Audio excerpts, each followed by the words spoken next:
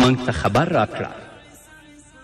نو محمد رسول الله صلی الله علیه وسلم وفرمایل جنتي ښځه هغه ده چې په خپل خاوند باندې مینه وي.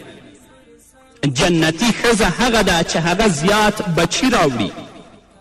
جنتي ښځه هغه ده چې کله په دې باندې غصه وکړی شي یا ورته څه بد رد وویل شي یا د هغې خاوند ناراضه شي، نو دا ښځه د خاوند په راضي کولو سره ووایي زما لاس ستا په لاس کې دی، زه به تر هغه وخته پورې نه اویده کیږم تر کومې پورې چې ته خوشحاله شوی نه.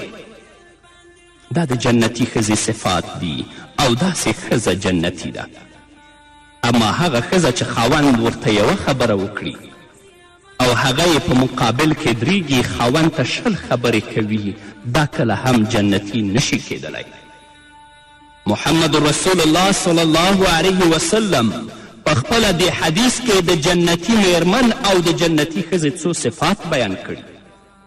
لومړنی صفت یې ودود، ډیر زیات خاوند سره محبت کولو والا.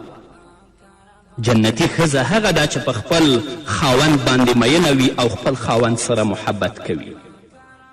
چې خاوند یې لږ غوندې ناراضه شي نو د دې ښځې سکون او آرام ختم شي. د محبت او آرام تعلق د هغې خاوند سره تړلی وي. هغه ښځه چې خپل خاوند سره مینه کوي د هغې به دا فایده وي چې بل چا طرف ته به خیال او دهیانې نه ځي.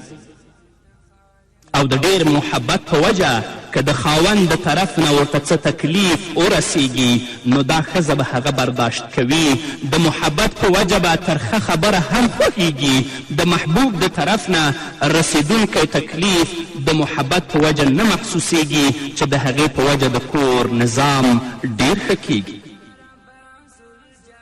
هغه خور چې خپل خاوند سره مینه کوي نو سخت مزاجه سړی هم د خپلې میرمن د محبت او د مینې نه متاثره کیږي. نو هغه ښځه او هغه میرمن چې خپل خاوند سره مینه کوي محمد رسول الله ویلی دی چې دا ښځه جنتي ده. دویم صفت ولود، زیاتو بچو راوړلو والا ښځه. هغه ښځه چې زیات بچي راوړي هغه د تعریف او د ستاینې قابله ده او د الله رب العزت او د محمد رسول الله په نس ډیره پسندیده ده.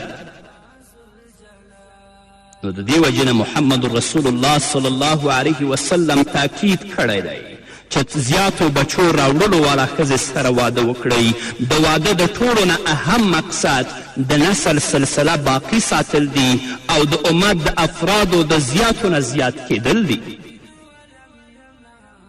د دې نه دا معلومه شوه چې څوک بچي نه غواړي یا د کم نه کم غواړي، د دې دپاره چې عیش او آرام ورته میلاو شي او د بچو د پرورش او د تربیت مشقت نه بچ شي، دا د الله رب العزت او محمد رسول الله صلی الله علیه وسلم په نزد ډیره ناخوښه خبره ده.